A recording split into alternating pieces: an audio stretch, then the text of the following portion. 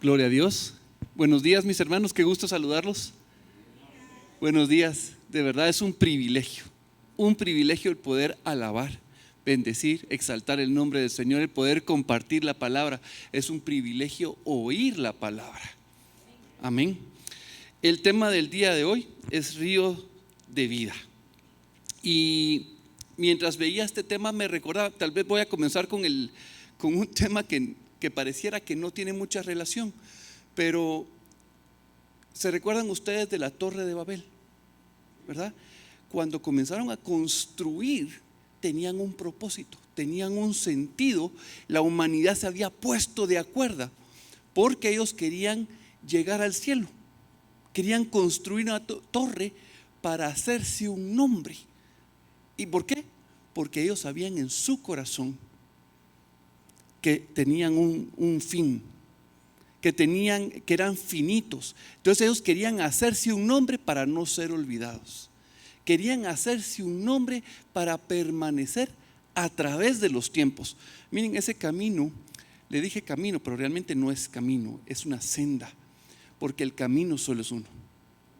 Todo lo demás que surge de parte del hombre es una senda. Cuando uno ve una carretera establecida, diseñada, ese es un camino. ¿Saben qué es una senda? Como un atajo. Aquí está el camino y uno dice, por este lado me puedo ir y acortar un poquito el paso y ahorrarme unos minutos. Bueno, eso es un atajo, una senda. Y a mí me gusta mucho el Salmo 1. Dice, porque el Señor conoce el camino de los justos, mas la senda de los malos perecerá. Y cuando yo leo esto realmente digo, qué bonito, porque el Señor conoce a Jesucristo. Y entonces los que están en Él son conocidos por el Padre. Por eso Pablo oraba y decía, quiero ser hallado en Jesucristo, no fuera de Él. Quiero ser conocido en Él, no fuera de Él, porque estamos en el camino. Jesucristo es el camino. Cualquier otro camino es la senda de los malos, es la senda de mi propia imagen, es la senda de mi propio nombre, de lo que yo quiero construir, de mi propia justificación. Y entonces al tener eso, comenzamos a ver que solo Jesucristo es el camino, solo Jesucristo es la verdad. En estas fechas todos dicen, es que esta es la época de paz. No, mis hermanos, la paz es Jesucristo. Él vino a reconciliarnos con Dios porque teníamos enemistad con Él. Teníamos enemistad, así que Él es la paz. Él es nuestra justicia. Él es nuestra roca. Él lo es todo. Y comenzamos a ver que todo se concentra en la persona de Jesucristo. Y yo he estado estudiando el libro de Efesios en estos últimos meses y lo he estado estudiando y de repente me ha comenzado a calar una porción, y es Efesios capítulo 1 versículo 9 al 10, y dice, dándonos a conocer el misterio de su voluntad según su beneplácito, el cual se había propuesto en sí mismo de reunir todas las cosas en Cristo en la dispensación del cumplimiento de los tiempos, así las que están en los cielos como las que están en la tierra. Y cuando nosotros leemos misterio, tenemos que entender que eso era oculto, eso no estaba revelado al hombre, pero en la dispensación de los tiempos el Señor dio a conocer este misterio. Y lo hizo porque Él quería, según su voluntad, según su beneplácito, porque Él así lo había autorizado, porque Él así lo había planificado, y Él decidió dar a conocer cuál era su voluntad. Y su voluntad era reunir todas las cosas en Cristo, las que estaban en los cielos y las que estaban en la tierra. ¿Pero por qué las quería reunir? Porque estaban separadas, porque estaban fragmentadas, estaban hechas pedazos. Y aquí es donde tenemos que comenzar a entender.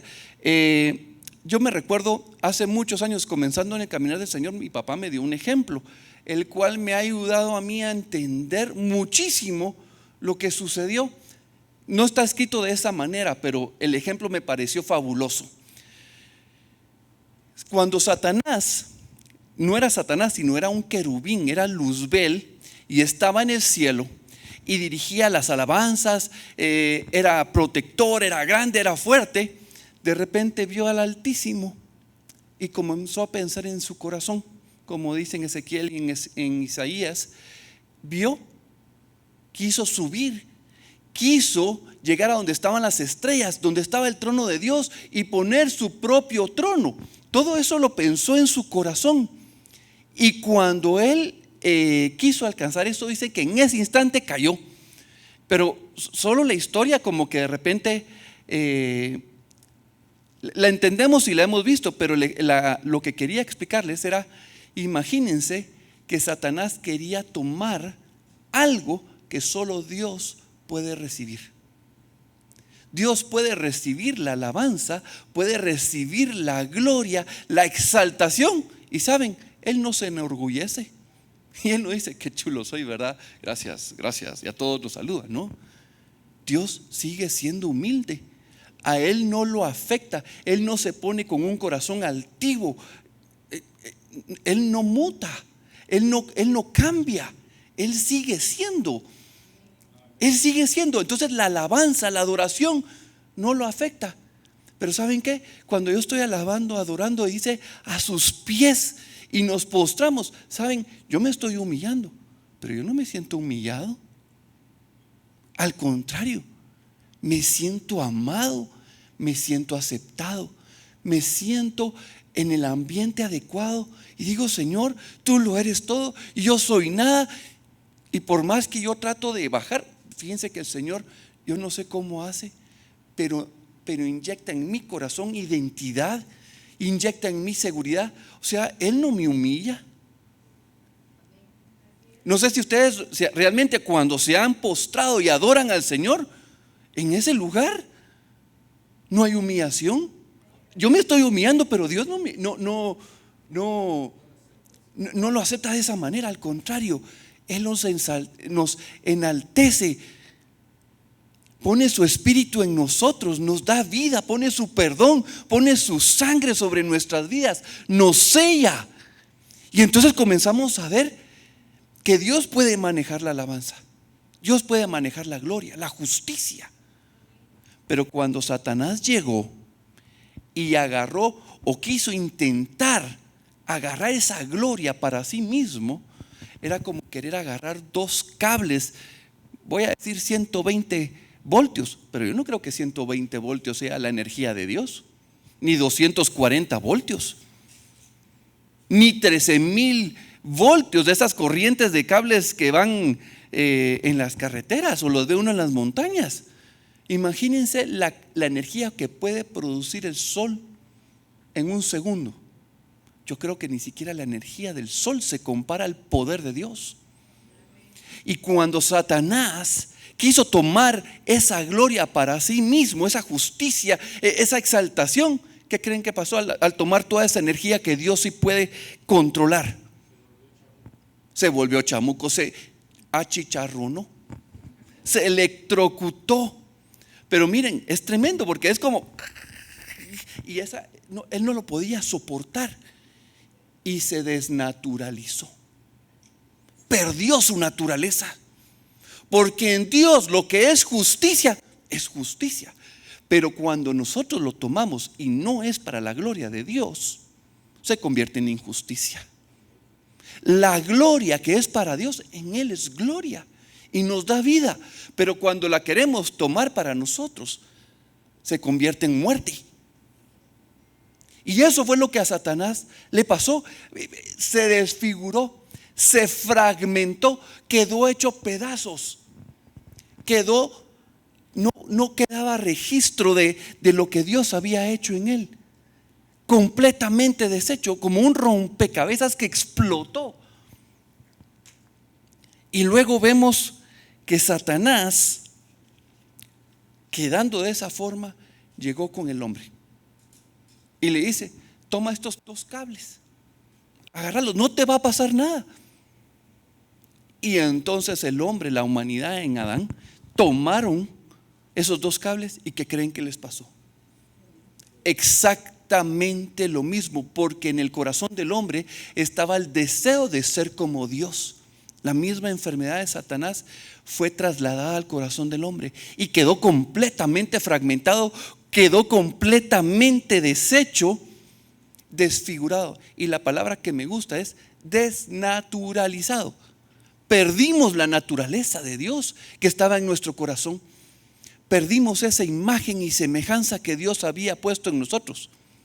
Y entonces, cuando, imagínense, explotamos, quedamos desfigurados, quedamos deshechos, estamos en un basurero. Y uno, cuando llega a un basurero y uno dice: ¿qué puedo hacer con esto?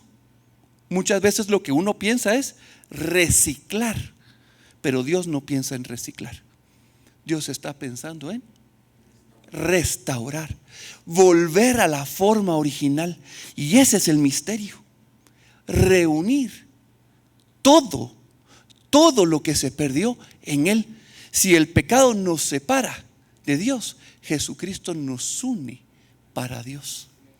Y ese es el propósito de la voluntad de Dios: que seamos unidos en Él, que seamos encontrados en Él, que todo nuestro ser tome el pensamiento de Dios. Miren, no pensamos como Dios. Primera de Corintios dice que tenemos fortalezas, que tenemos argumentos. Tito lo predicaba hace 2 semanas y decía que tenemos cosas que son en contra del conocimiento de Dios. Entonces Dios tiene que venir, vencer esas fortalezas, esos argumentos, al venir temprano, leer la Biblia, orar, como que si eso me fuera a hacer más listo, más inteligente. Ese es un argumento. Pero conforme vamos conociendo a Dios y vamos teniendo intimidad con Él, decimos: que equivocado estaba. Y ahora veo la necesidad que tengo, no de venir una vez a la semana o una vez al mes, o como hacen muchos, ¿verdad? Vienen el primer domingo del año y hacen sus propósitos y de ahí ya no los vemos el resto del año. No, es la necesidad de presentarnos delante de Él, porque entendemos que en Él tenemos vida, en Él tenemos un propósito. Así que cuando entró el pecado en la humanidad, la creación quedó golpeada, quedó desfigurada. Y yo quisiera que veamos el Salmo 1 del versículo 1 al 3. Y dice: bienaventurado el varón que no anduvo en consejo de malos, ni estuvo en camino de pecadores, ni en silla de escarnecedores se ha sentado, sino que en la ley del Señor está su delicia, y en su ley medita de día y de noche. Será como un árbol plantado junto a corrientes de aguas, que da su fruto en su tiempo, y su hoja no cae, y todo lo que hace prosperará. Cuando yo leía este pasaje, inicialmente quería tomar este pasaje para decir que nosotros somos ese árbol junto a las corrientes del río. Pero cuando vi la descripción, decía: bienaventurado el varón que no anduvo en consejo de malos. Y yo hice una retrospectiva de mi vida y dije: uy, yo estuve en consejo de malos, ¿verdad? Ya en esa ya no califiqué. Sigamos. No estuvo en camino de pecadores. No, yo sí soy pecador. Yo he pecado. Y luego, ni en silla de escarnecedores se ha sentado. Chanfle. También fallé, porque en algún momento en mi mente, en mi corazón, yo quise el mal para otra persona. Que le caiga un rayo, me cae re mal, que pase un tren y lo aplaste. Miren, por muy chiquito que sea, el mal lo hemos deseado. Eso es sentarse en la silla de escarnecedores. ¿Quién es el único que cumple con todo esto? Jesucristo. Y entonces dije: Señor, entonces no soy árbol plantado a la orilla de un río. Esto describe a Jesucristo, pero inmediatamente lo estaba diciendo el Señor, me trajo Juan 15, porque Él es la vid verdadera y nosotros somos ramas injertados en Él. Ay, dije, qué bonito. Entonces Él es mi fuente de vida, Él es la vid verdadera y yo estoy injertado en Él, nuevamente en Él. Y entonces dije, si Jesús es el árbol, ¿quién es el agua? Pero entonces, gracias a Dios, Dios tiene toda su palabra que nos completa y podemos irnos a Jeremías 17:7. Dice: bendito el varón que confía en el Señor y cuya confianza es el Señor, porque será como el árbol plantado junto a las aguas, que junto a la corriente echará sus raíces y no verá cuando viene el calor, sino que su hoja estará verde y en el año de sequía no se fatigará ni dejará de dar fruto. Y entonces dije: Señor, gracias, porque yo ya confié en ti. Yo sé que Jesucristo confió en ti y Él es el árbol, pero aquí nos da una analogía para poder ver que Jesucristo también es las aguas. Primero soy una rama, ahora me dice que soy árbol. Y en otra prédica nos van a decir que somos ovejitas. Y en otra prédica van a decir que somos sal y luz. Y el mundo tiene conflicto con todas estas cosas. ¿Por qué? Porque ellos no entienden, las vendas no han sido quitadas de sus ojos. El Padre muchas veces habló a los padres a través de los profetas y Él les iba revelando poco a poco algunas cosas.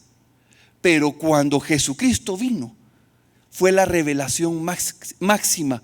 Él dio a revelar todos los misterios. Todos los misterios están en Él. Él es el pleroma de Dios. Y en Él conocemos, solo que Él no lo revela todo de un solo, sino que es una revelación progresiva en la intimidad con Él. Y Él nos va dando a conocer su carácter. Y leamos, por favor, Hebreos 1, versículo 1 al 2, y dice: Dios, habiendo hablado muchas veces y de muchas maneras en otro tiempo a los padres por los profetas, en estos postreros días nos ha hablado por el Hijo, a quien constituyó heredero de todo y por quien asimismo hizo el universo. Y esto es bien bonito porque uno piensa: yo tengo las verdades y puedo estar en otra religión, pero todas las religiones se basan en el autoconocimiento de sí mismo, en lo que otra persona dijo, de que subió y que bajó al cielo y que ha tenido revelaciones. Pero el cristianismo es la única religión, la única fe donde Dios dice: yo bajé del cielo, Dios se hizo hombre y vino a revelarnos lo que era oculto. Solo esta fe es la que lo dice. Solo Jesucristo lo dice: yo vengo, yo salí del Padre. Yo salí del Padre. Juan 6:46 dice: no que alguno haya visto al Padre, no ha subido nadie, sino aquel que vino de Dios. Juan capítulo 1 dice: Jesús era el verbo y el verbo estaba con Dios y el verbo era Dios. Jesucristo estaba con Dios y era Dios. Él es el pleroma, Él es la sustancia misma de Dios. En Él habita toda la deidad de Dios, Jesucristo. Y solo Él ha visto al Padre, solo Él lo conoce. Y Él nos vino a mostrar al Padre. Cuando Jesús dijo, cuando Él comenzó su ministerio, dijo: acercaos, porque el reino, arrepentíos, porque el reino de los cielos se ha acercado. Ahora, ¿un reino puede existir si no tiene rey? No existe reino si no hay rey. El rey, ¿sí? Lo que Jesús está diciendo: el rey se acercó. El rey de reyes, el señor de señores se ha acercado, porque ninguno de ustedes podía acercarse al Padre. Yo vine a reconciliar, yo vine a restaurar, yo vine a dar a conocer ese corazón amador del Padre. Porque mientras no conocemos a Cristo como Dios y no lo conocemos en la cruz, la idea que tenemos de Dios en nuestro corazón es la idea de un Dios lejano que exige: ámame, alábame, ríndeme todo lo que tienes. Y pensamos que lo que Dios quiere es quedar Él satisfecho. Pero la realidad es que es un Dios amador que se da a sí mismo.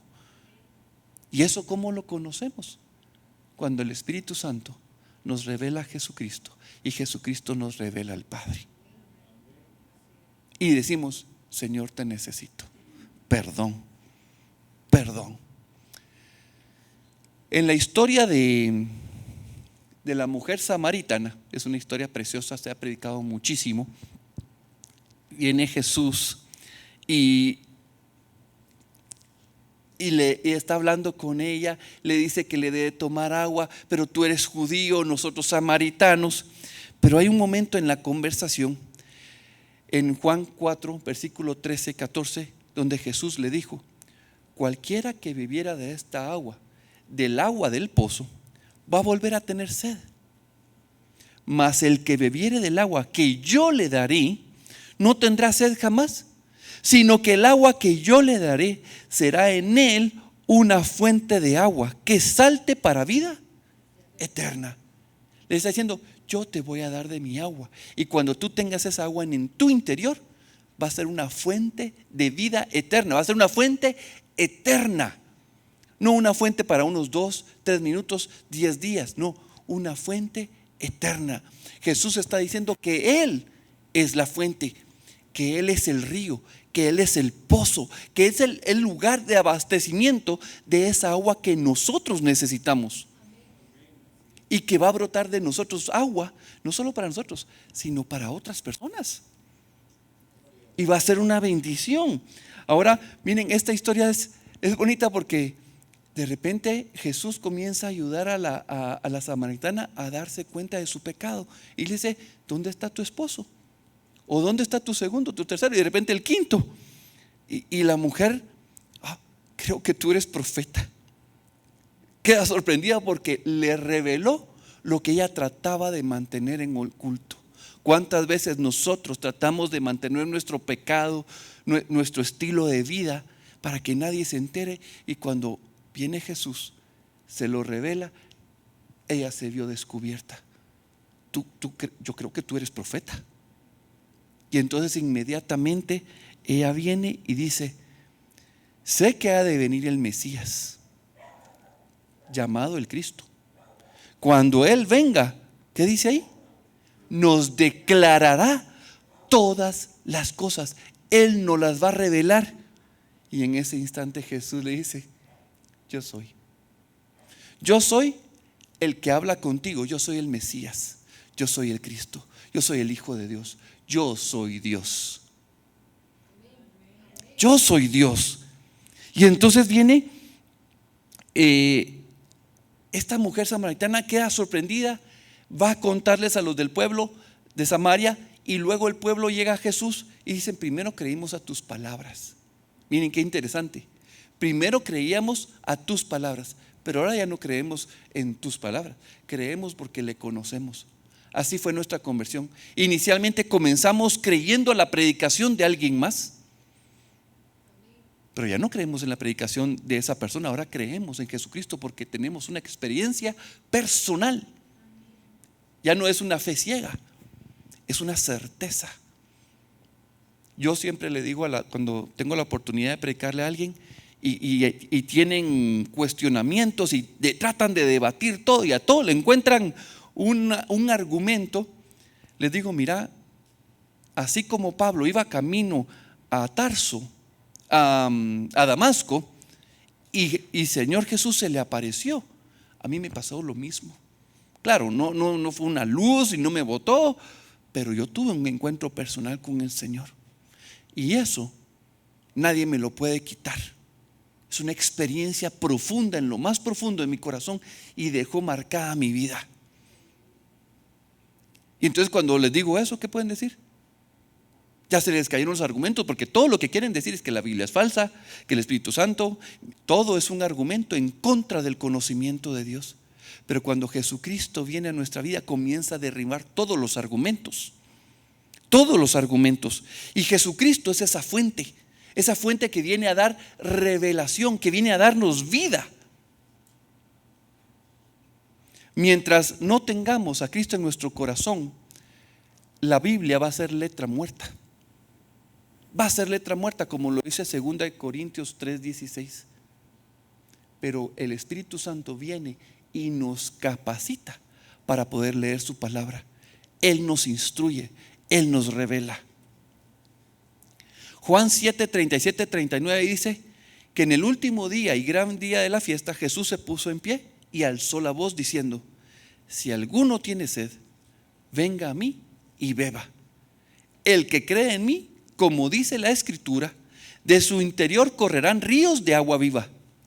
Esto dijo del Espíritu que había de recibir los que creyesen en él, pues aún no había venido el Espíritu Santo, porque Jesús no había sido glorificado. Y cuando veo yo esto, yo veo a personas que se lo toman muy literalmente y dicen cuando tengan sed, y entonces vienen de vez en cuando. Se acercan al Señor de vez en cuando a leer la palabra de Dios. Cuando tienen un problema, se acercan a Dios y le piden ayuda. Solo para un sorbito. Yo tengo un ejemplo y lo he compartido varias veces, y es con respecto a comer, tomar agua y respirar. Cuando yo tengo hambre, mi estómago hace algunos ruiditos y digo: tengo hambre. Yo pienso, yo camino hacia el refrigerador, lo abro, tomo el alimento que quiero y como. O voy con Marcelita y le digo: ¿me puedes preparar un sanguchito? Y ella con tanto amor me lo prepara. Entonces yo pienso en comer. ¿A dónde voy a ir a comer? Cuando tengo sed, hago exactamente lo mismo y digo: tengo los labios secos. Pienso, camino, voy y tomo el vaso de agua, toda una actividad, y la tomo. Pero cuando se trata de respirar, yo nunca he pensado en respirar. Tengo que respirar. Ay, se me olvidó, tengo que respirar. Ay, se me olvidó otra vez. No, yo no estoy pensando en respirar, es un acto constante. Necesito el aire a cada momento. Todo el tiempo estoy necesitado del oxígeno, del aire. Si dejo de respirar, le contaba ayer a Daniela que cuando era chiquita yo no sabía que se tenía que poner espejo. Eso me lo enseñó Marcela después.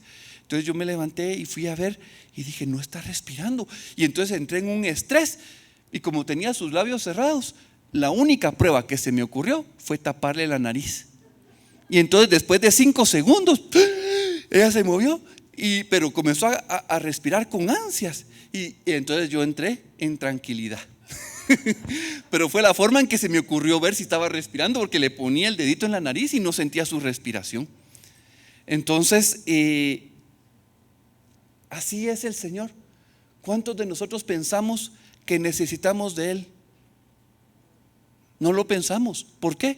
Porque su mano siempre está sosteniéndonos. No nos damos cuenta. Pero si Él quitara su mano, y dejaríamos de existir. Él es nuestra necesidad. Lo necesitamos más que al aire.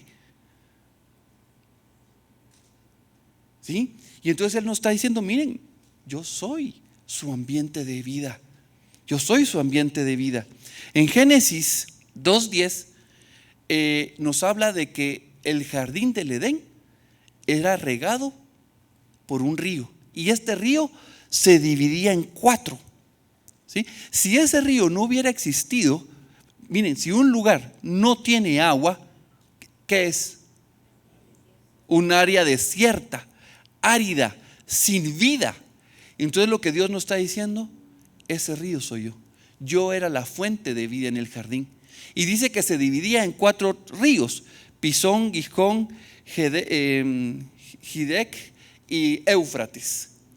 Y algunos hermanos en Cristo han dicho: ese río es Dios, y esos 4 ramales es su nombre: Yud, Hei, Bab, Hei. Y de esa misma manera como Jesucristo partió el pan y dijo: este es mi cuerpo, cómanlo, toman mi sangre, de esa misma manera Dios se repartió como río para irrigar toda la tierra y dar vida a toda la tierra. Él era el sustento en el jardín del Edén. Él era el sustento. Y cuando lo vemos, esa parte en la que Satanás entró y inyectó o hizo que agarraran esos cables, como hemos dicho anteriormente, de energía y se corrompió el hombre. ¿Qué pasó con el hombre? Fue echado de la fuente de vida, de ese río de salvación. Pero cuando Jesús viene, Él nos dice: ustedes van a ser restaurados.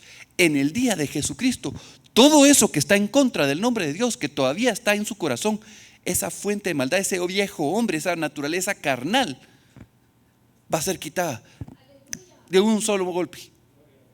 Y vamos a ser restaurados. Y entonces en Apocalipsis, miren qué interesante, Génesis 2, capítulo 2, pero en Apocalipsis, en el último capítulo de la Biblia, versículo 1 y 2 dice: después el Señor le mostró, todo esto es una revelación del Señor a Juan. Después me mostró un río limpio de agua de vida, resplandeciente como el cristal, que salía del trono de Dios y del Cordero. Dios es la fuente, Jesucristo es el Cordero, Él es la fuente de vida, Él mismo es el río. Dice: en medio de la calle de la ciudad, y a uno y a otro lado del río, estaba el árbol de la vida, que produce 12 frutos, dando cada mes su fruto, y las hojas del árbol eran para la sanidad de las naciones. ¿Quién es el árbol de la vida? Jesucristo es el árbol de la vida. Jesucristo es ese río. Jesucristo es el Cordero. Todas las figuras, miren, cuando Jesús nos comienza a hablar de todas estas figuras, es porque Él nos está revelando, nos está explicando con las cosas que están aquí, en este mundo que nosotros vemos, las cosas espirituales que nosotros todavía no conocemos. Y Él nos está revelando con ejemplo. Por eso la gente decía: ¿cómo enseña Él con autoridad? Cuando decían eso, miren cómo enseña, como que Él realmente conoce cómo son las cosas allá. Él las conocía, Él sabía cómo funcionaban. Por eso es que tenía esa autoridad. Ningún fariseo, ningún escriba, ningún maestro, ningún predicador tiene esa experiencia ni tiene esa autoridad, si no es que viene de Jesucristo y del Espíritu Santo. Amén. Y Apocalipsis 22, 14 dice: bienaventurados los que lavan sus ropas para tener derecho al árbol de la vida, para entrar por las puertas de la ciudad. Y esto era lavar sus ropas en ese río. Pero no crean que está diciendo la revelación es: cuando yo llegue al cielo voy a lavar mis ropas. Juan 7:38 lo leímos anteriormente y decía que de nosotros, al recibir de Jesucristo, al Él hacer morada en nosotros, al Él ser la fuente, ¿de dónde van a salir las aguas? De adentro de nuestro corazón. De adentro de nuestro corazón. Dice que la roca de Oreb seguía al pueblo y le daba de tomar agua al pueblo. Imagínense darle de tomar a 6 millones de personas y una roca lo sigue. Esa roca nos sigue. Esa roca quiere vivir en el centro de nuestro corazón. Quiere habitar, quiere poner su trono. Somos templo de Dios. Dicen el trono y del Cordero. Si Dios establece su trono en nuestra vida, ríos van a brotar. Y esos ríos nos deben de servir para esa limpieza. Nos deben de servir para ser transformados. Ese río de vida, ahorita que leímos Génesis, me recuerdo de Génesis 1, Dios dijo: el agua produzca los peces. Y el agua produjo los peces. ¿Dónde viven los peces? En el agua. Luego dijo: la tierra produzca los animales.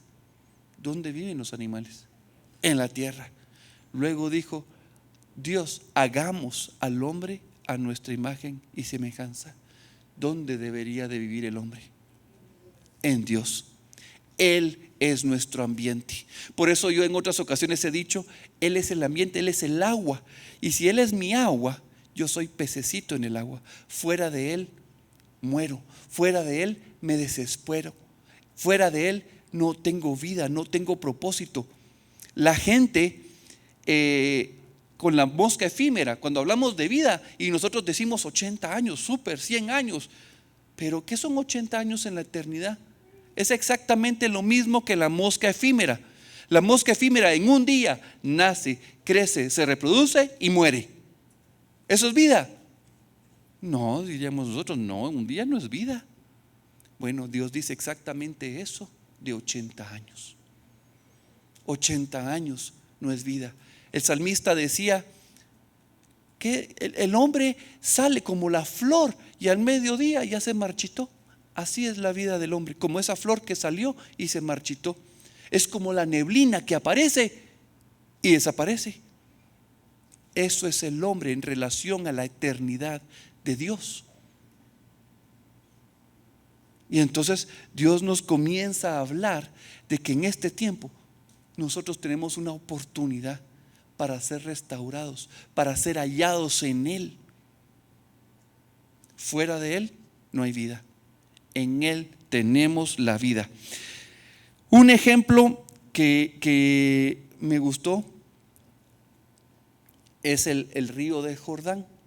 Y yo digo que inclusive, así como la palabra dice, la creación cuenta de tu gloria, la creación nos da mensajes. El río Jordán nace del monte Hebrón. El monte Hebrón está aquí, en los altos del Golán.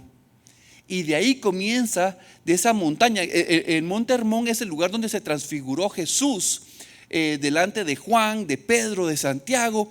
Y ellos quisieron hacer unos tabernáculos, unas chocitas, y ahí quedarse viviendo. Y habló el Señor. Y cuando bajaron, pues ya llegaron a donde estaba el joven que estaba endemoniado. Solo para hacer una referencia del monte Hermón. Pues cuando el agua está en el monte Hermón, está congelada, porque ahí son montes nevados, son muy hermosos. Muchos poetas hebreos han sacado sus salmos, sus poemas de este monte, y de ahí comienza a brotar el agua que llega al río Jordán. Y el río Jordán pasa también por, ¿cómo se llama? Por el lago de Galilea, por el mar de Galilea, también conocido como el lago de Tiberio. Y luego de que pasa en el lago, sigue su trayecto por 360 kilómetros hasta llegar al Mar Muerto. Solo como referencia, la altitud del monte Hermón es de 2.814 metros, un poquito más, 500 metros más que Shela, ¿sí? Y luego el lago o el mar de Galilea, ¿saben a qué nivel está? Menos 212 metros del nivel del mar. Quiere decir que si el nivel del mar está aquí, no, el mar de Galilea está a 212 metros abajo del nivel del mar. Y es el último lago de agua dulce. De ahí no existe otro lago de agua dulce más bajo de que esté a nivel, o sea, de su orilla. Y ahí fue donde estuvo trabajando Jesús. Él bajó al lugar más bajo, dice la palabra de Dios, donde había vida, y ahí predicó. Y lo curioso es que ese río Jordán continúa su trayecto hasta el Mar Muerto. Y el Mar Muerto está a 430 metros, menos 430 metros del nivel del mar. El doble de lo que es el mar de Galilea. O sea, la presión atmosférica es mayor y el calor es mayor. Ahora, ¿por qué se le llama Mar Muerto? Porque ahí se concentran muchos minerales. Todos los ríos que desembocan, principalmente el Jordán, llevan un montón de materiales, un montón de minerales, y ahí se quedan. Y entonces la concentración de minerales en el Mar Muerto es muy alta. Entonces uno flota, es más, uno no se puede sumergir. Entonces el mar lo saca porque la densidad es mucho mayor y los animales no pueden vivir ahí. Pero ¿saben por qué retiene los minerales el Mar Muerto? ¿Por qué? Porque no le da agua a nadie.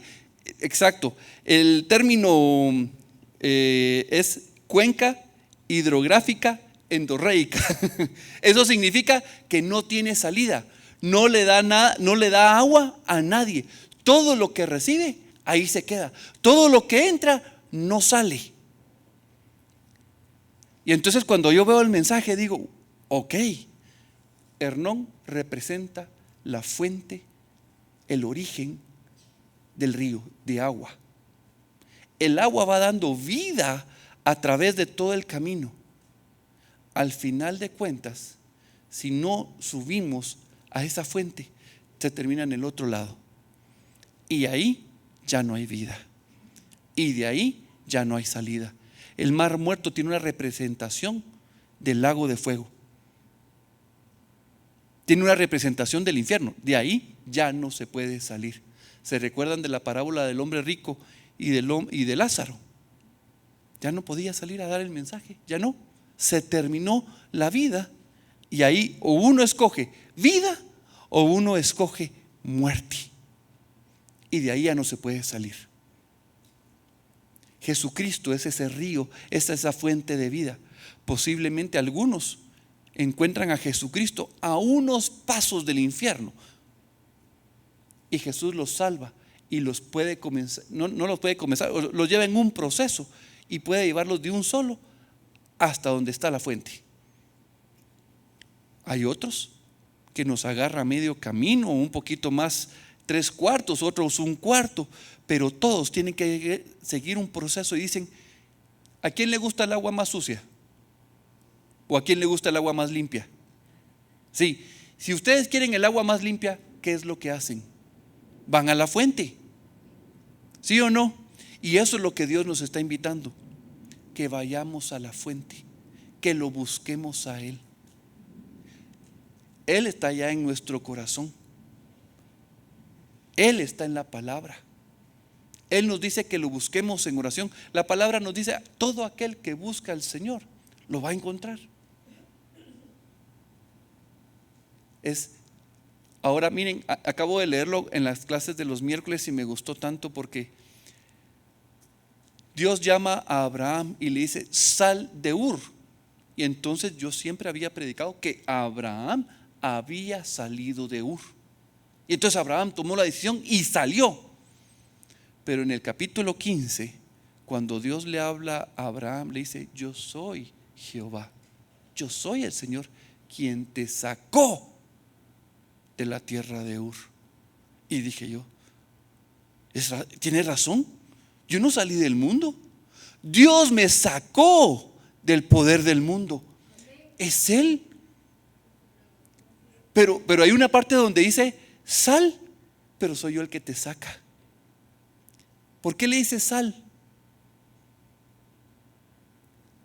Porque Él quiere que haya una respuesta de nosotros. Él quiere que tú anheles estar con Él. Él no quiere, mira, Él no va a obligar a alguien a que esté con Él. Había una patoja que me gustaba mucho en el colegio y yo quería que ella me quisiera, pero yo no le gustaba. Después de un tiempo de tratar de cantinearla, ¿creen ustedes que yo quería casarme con ella o tener un noviazgo con ella? Si ella no quería, ¿verdad que no? O sea, yo quiero a alguien que me quiera, no estar rogándole a que me quiera. Es parte del proceso para toda la vida. Dios quiere contigo, pero si tú no quieres con Él, Él tampoco quiere contigo. Es un tiempo, Él te va a respetar, no va a dejar de amarte. Pero hay una decisión en ti, decir, Señor, quiero contigo. Yo no puedo subir a su nivel, es Él el que me hace subir. Es Él, pero yo tengo que decir, Señor, quiero más, quiero más, quiero más. Y buscarlo, anhelar de Él. Cuando leemos el caso de Jeremías, cuando él hace ese reclamo de Dios y dice, ustedes han buscado otras fuentes, se han hecho cisternas, me dejaron a mí. Quiere decir que teníamos el río. El reclamo de Dios no es para los gentiles, para los no creyentes. El reclamo es para los creyentes. Es para los que han creído en Jesucristo. Eso quiere decir, conocieron a Jesucristo, tomaban el agua y de repente dejan esa fuente de agua, se alejan. Por eso es que en Apocalipsis una de las iglesias dice que Jesús está tocando a la puerta. Pero ¿por qué Jesús está tocando a la puerta de una iglesia? Porque lo sacaron. De la misma manera, Jeremías es ese portavoz de ese reclamo de Dios. Ustedes hicieron dos manos contra mí, me dejaron y se hicieron cisternas rotas que no pueden retener el agua. ¿Se recuerdan de Jesús cuando le hizo una parábola del hombre rico que dijo: voy a hacer graneros enormes para guardar mis riquezas y así voy a tener paz y voy a vivir tranquilo? Jesús dijo en la parábola: necio, hoy te vas a morir y no sabes a quién le van a quedar todas las posesiones. Miren, yo me doy cuenta en mi propia vida. Puse mi confianza en mis propias fuerzas. Puse mi confianza en mi carrera, en mi casa, en mi capacidad como estudiante, en mi capacidad como trabajador, desvelándome, en mi capacidad en un socio. Puse mi confianza en la cantidad de dinero que tenía en la cuenta, en un negocio, en un vendedor. Ponía mi confianza, miren, en N cantidad de cosas y sabía del Señor. ¿Qué es eso? Buscar otra fuente. Poner mi confianza. Por ejemplo, de repente una patoja en la universidad dice: ¿qué está buscando? Voy a poner mi confianza en el patojo que se vea más listo y que pueda trabajar bien duro para que me sostenga. ¿En quién está poniendo su confianza? En el hombre. Es exactamente lo mismo. Simplemente tenemos que pedirle al Señor que nos revele: Señor, tú realmente con tu palabra puedes discernir lo que hay aquí de lo que hay aquí. Porque yo digo una cosa con mi mente, pero las intenciones de mi corazón son otras.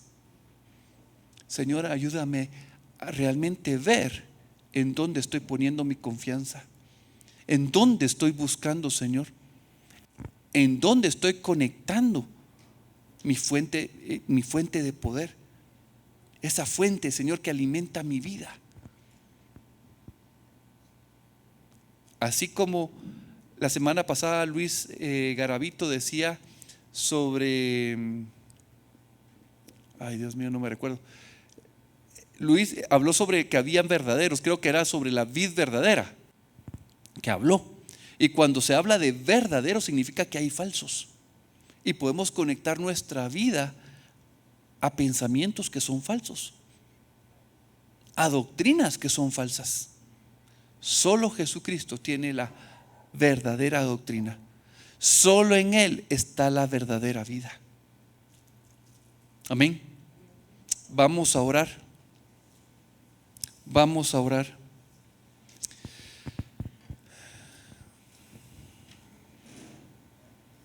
Padre bueno, Padre de la gloria, en el nombre de Jesús venimos delante de ti,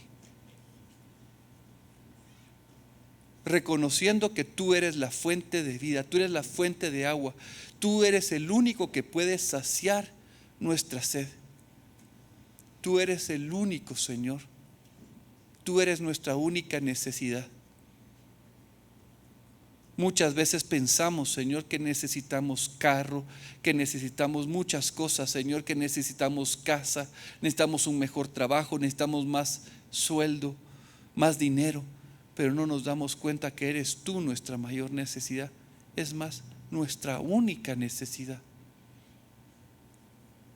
Por eso, Señor, queremos reconocerte a ti, Señor.